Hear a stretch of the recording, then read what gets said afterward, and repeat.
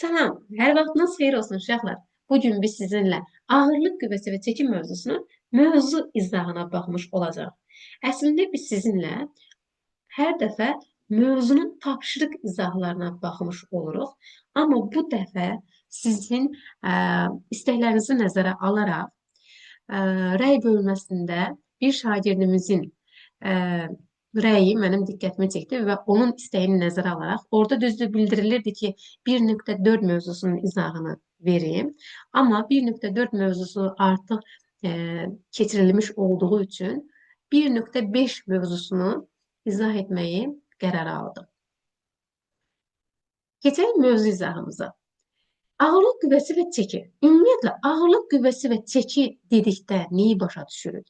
Əvvəlcə, buradakı bir situasiyanı nəzərdən keçirək. Burada deyilir ki, astronavtın fəza geyimi ilə birlikdə onun ümumi kütləsi 110 kiloqramdır. Yerdə və ayda kütləsi bərabər olsa da, ayda ona təsir edən ağırlıq qüvvəsi yerdəkindən 6 dəfə azdır.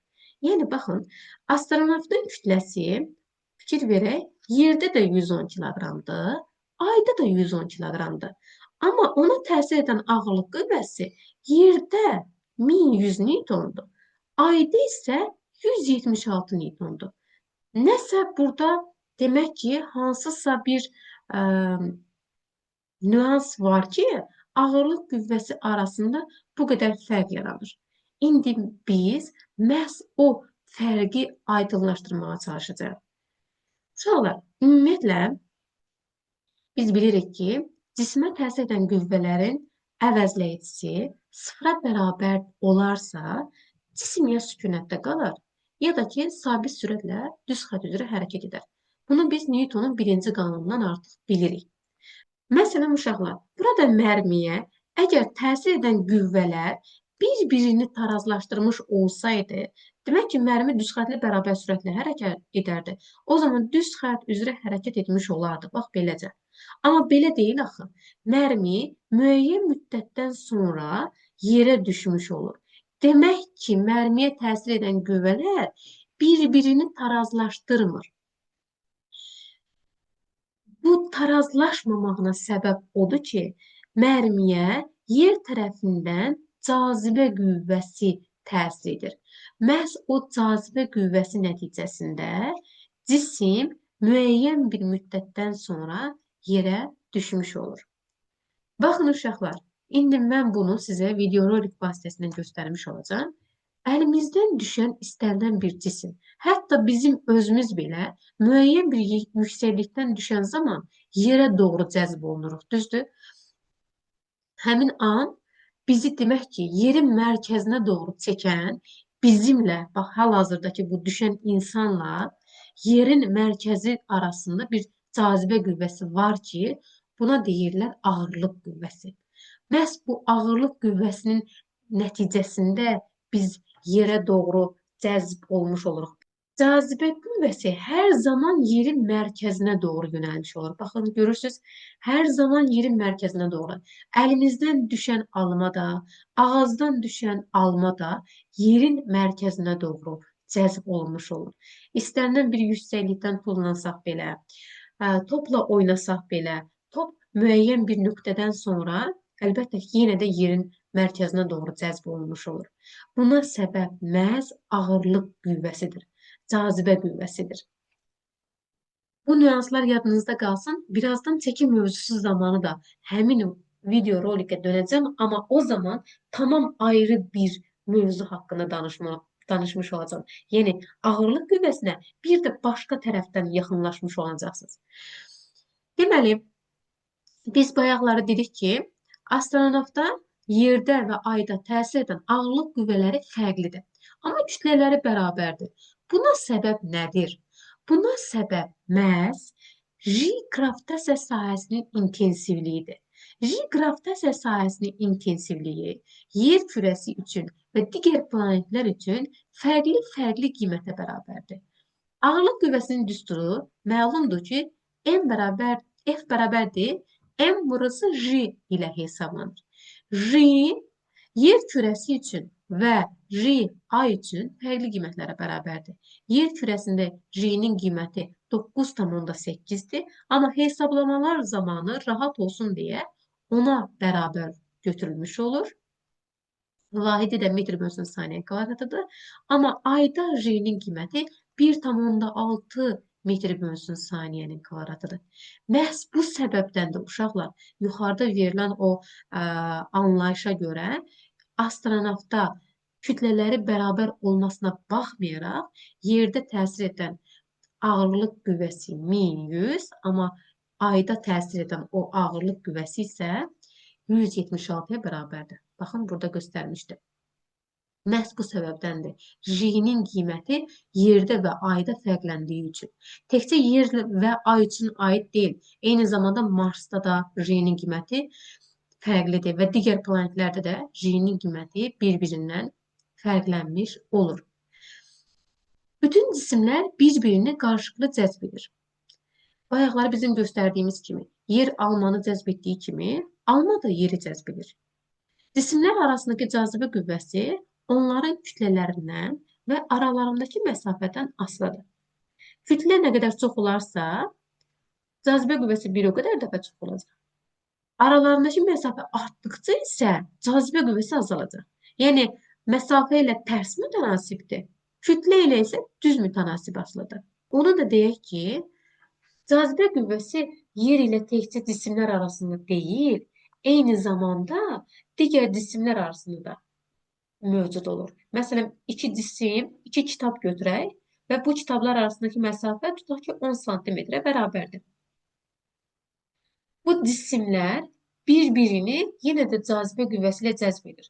Sadəcə olaraq bu cazibə qüvvəsi o qədər kiçikdir ki, biz onu hiss etmirik.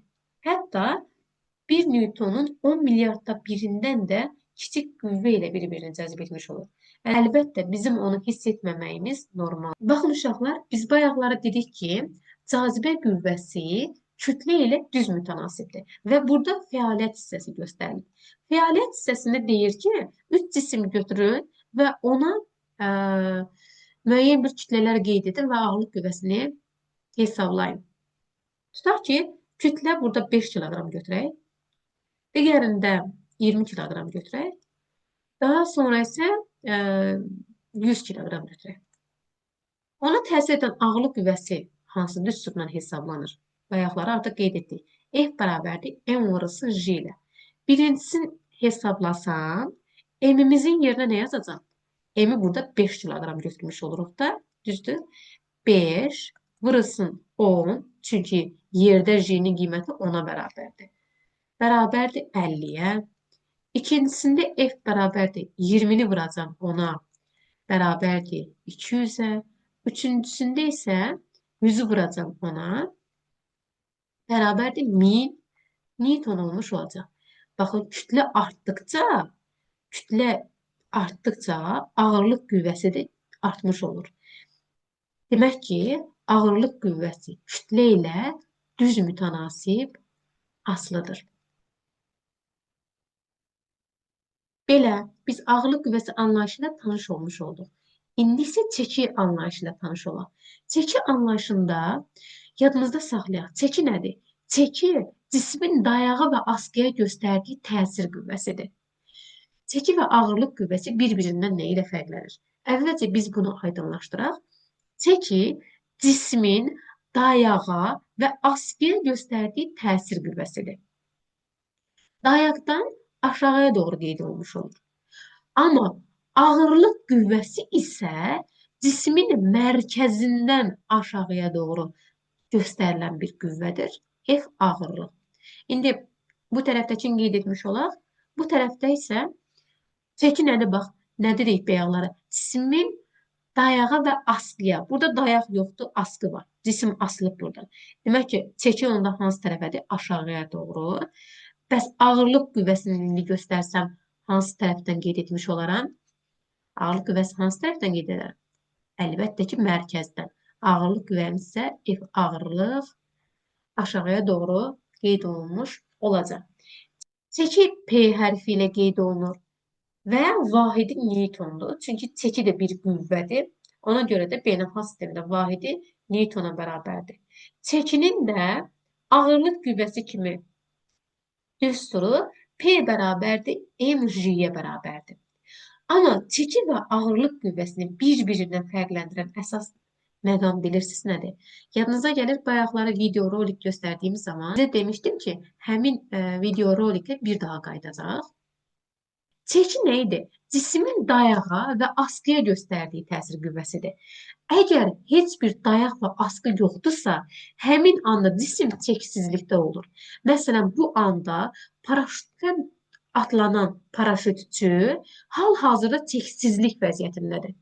Bu paraşütçüyə təsir edən qüvvə yeganə olaraq ağırlıq qüvvəsi və əlbəttə ki, havanın müqavimət qüvvəsidir. Hələ ki, o işə baxmırıq, təkcə ağırlıq qüvvəsinə baxırıq. Bu paraşütçüyə təsir edən yeganə olaraq ağırlıq qüvvəsidir. Bu zaman cismin çəkisi sıfıra bərabərdir. Məsələn, başqa nəyi göstərək? Görək burada.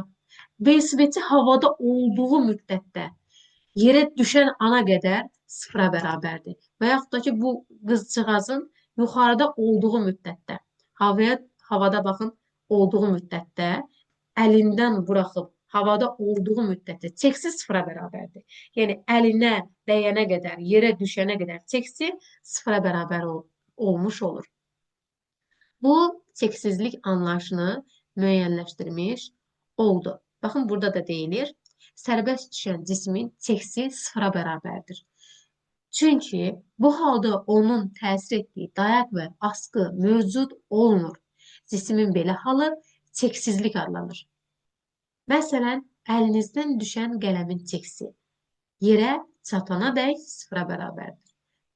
Bayaqdan bizim videoroliklərdə göstərdiyimiz həmin o anlar. Velosipedçinin havada olduğu müddət və yaxud da qızcığazın yuxarıda olduğu, yəni yerə düşənə qədər olan müddət, paraşütçünün atlandığı andan yerə düşənə qədər ki olan o müddət çəksizlik halı olmuş olur. Biz mövzunun sonuna gəlib çatmış olduq. Ümid edirəm ki, mövzu izahı sizə aydın olmuş oldu. Kanala abunə olmağı, bəyənməyi və paylaşmağı unutmayın. Həqiqətən bu kimi dərs videoların hazırlanması çox böyük bir zəhmət və zaman tələb edən bir məsələdir. Bu baxımdan sizin abunə olaraq bəyənməyiniz mənə böyük bir motivasiya vermiş olur. Az da olsa xeyrim dəydisə, nə xoş mənə. Sağ olun.